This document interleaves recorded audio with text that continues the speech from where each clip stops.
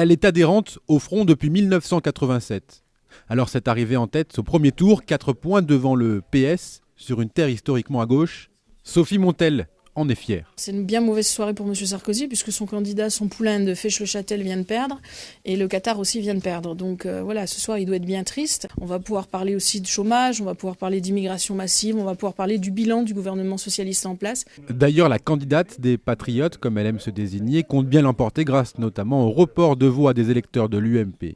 C'est le cas de ses militants par exemple, qui ont clairement fait leur choix pour dimanche prochain. Je vais voter pour Front National. On n'a pas le choix, là, ne bien oublier. Eh ben oui. Il y a quand même un ras-le-bol fiscal, il y a un ras-le-bol social, parce que sur les retraites, ça va pas du tout. Hein.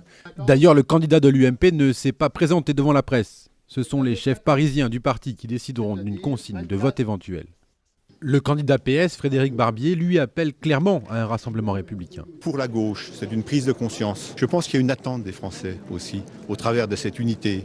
Se travailler sur les valeurs de la République, ça impose aux politiques de se rassembler à un moment donné. La clé se situe probablement une nouvelle fois chez les abstentionnistes. Ce sont eux qui ont fait le meilleur score. Hier, plus de 60% des électeurs ne sont pas allés voter.